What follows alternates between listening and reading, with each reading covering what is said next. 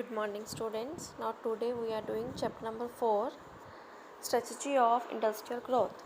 Industry के बारे में हम पहले पढ़ चुके हैं.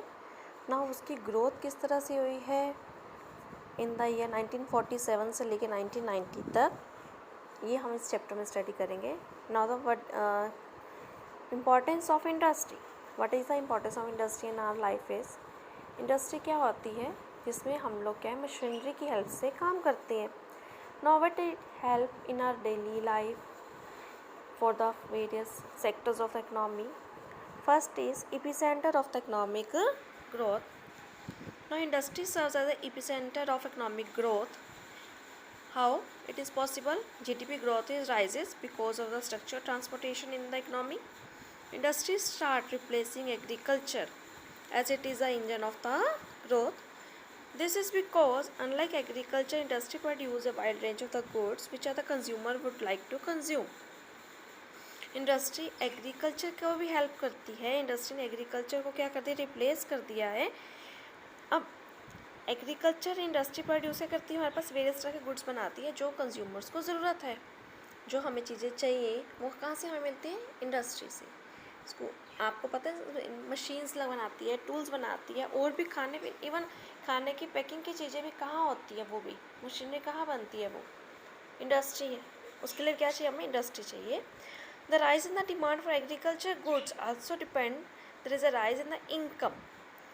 एग्रीकल्चर गुड्स अगर क्या है हमारी क्या है डिमांड क्या होती है, बढ़ जाती है, तो हमारी क्या इनकम भी क्या हो जाती है, इंक्रीज हो जाती है. Now industry replace agriculture as a epicentre of the growth. हम कह सकते हैं इंडस्ट्री ने हमारी क्या है एग्रीकल्चर सेक्टर को कर दिया, रिप्लेस कर दिया ग्रोथ के लिए. जहाँ पहले हमारे एग्रीकल्चर सेक्टर क्या है टॉप पे था इंडिया में, लेकिन अब टॉप पे क्या है हमारी इंडस्ट्री सेक्टर है. Now the next is it also provide source of employment.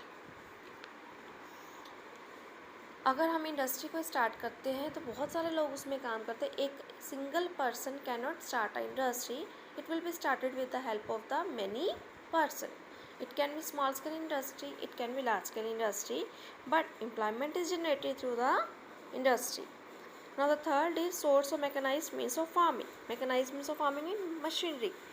Industry हमें क्या बना के देती है, मशीनरी बना के देती है जो हमारी फार्मिंग में भी हेल्प करती है. जैसे ट्रैक्टर्स हैं, थ्रेशर्स है, हार्वेस्ट मशीन्स है. It is produce with the help of the industry. Now the fourth is imparts dynamics to the growth process. अब किस तरह से चेंजेस लाती है हमारी ग्रोथ प्रोसेस में. Students, in the absence of industry growth process would have been restricted to the production of the good for the survival. अगर industry नहीं होगी, अगर इंडस्ट्री की ग्रोथ नहीं है, तो हम लोग जो गुड्स बना रहे हैं वो सिर्फ किसके लिए बनाएंगे, अपने सर्वाइवल के लिए. लेकिन इंडस्ट्री से हमें एक नई डायमेंशंस मिलती है. हम लोग क्या है गुड्स सिर्फ अपने लिए नहीं बनाते, हम एक्सपोर्ट भी करते हैं. इवन हमारे इंफ्रास्ट्रक्चर भी डेवलप होता है इंडस्ट्री से. कंज्यूमर्स क्या है अपनी मर्जी के गुड्स सर्विसेज को कंज्यूम कर सकते हैं. There is a lot of the various type of goods are available in the market because of the industry. अगर आप एक ही प्रोडक्ट है, अगर आप टीवी की बात करते हो, टीवी भी क्या है अलग अलग कंपनीज अलग अलग टीवी बना रही है अलग अलग फीचर्स के साथ. तो अगर हम क्या है इंडस्ट्री होगी तो तभी ये प्रोडक्शन पॉसिबल है ना. अगर इंडस्ट्री नहीं है तो प्रोडक्शन पॉसिबल नहीं है. Variety goods are not available in the market. Now the fifth is growth of civilization. Now urbanization start from various rural areas also converted into the urban area. Now the people are living a luxury life. People are living a comfortable life because of the it can be possible only of the industry. People are become conscious of their quality of life.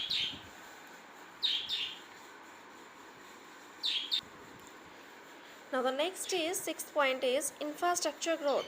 Industries also help for the infrastructure growth also. Infrastructure हम किसकी बात करते हैं, railways, transportation, banking, तो insurance services, power generation sector, these are also depend upon the industry.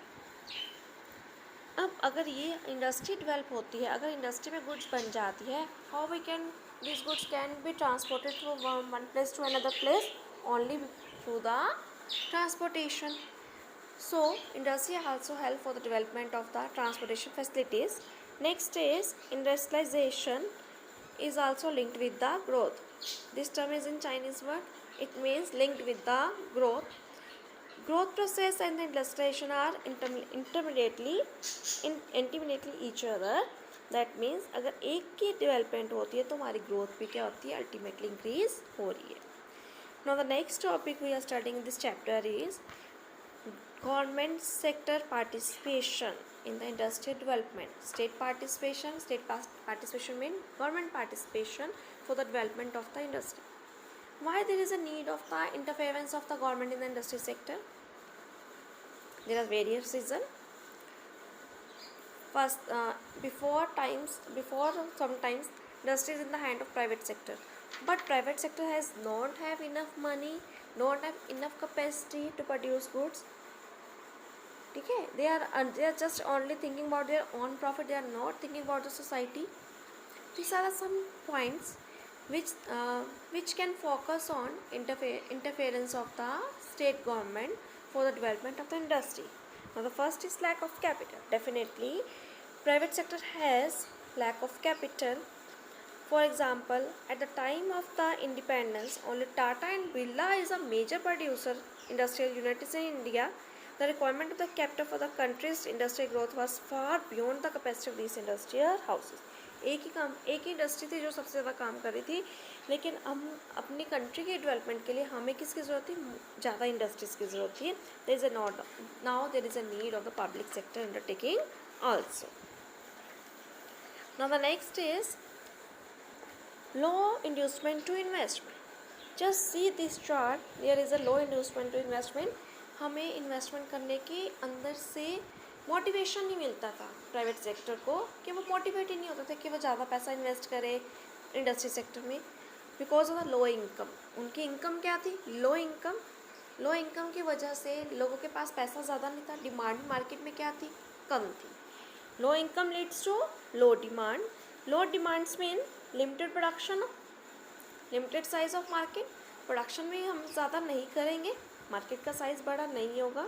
Low inducement invest, हम लोग क्या है इंडस्ट्रीज़ वही कुछ बनाएंगे जो लोगों को चाहिए, एक्स्ट्रा कुछ भी नया सोचने की ज़रूरत नहीं करेंगे. लो इन्वेस्टमेंट होगी, लो इन्वेस्टमेंट से फिर क्या होगा, लो इनकम होगी. Now there is a need of the public sector undertaking. High big boost of public investment could big the vicious circle of the poverty. Public sector के आने से ये जो हमारा था विक्शियस सर्कल क्या हो गया, ख़त्म हो गया.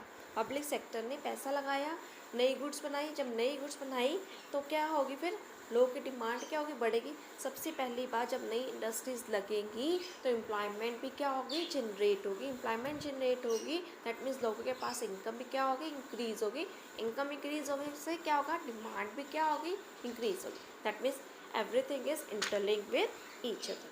Now there is a growth with the social justice. Growth तो हो रही थी इकोनॉमी की, लेकिन विद सोशल जस्टिस के साथ. There public sector is also thinking about the poor sector of the India.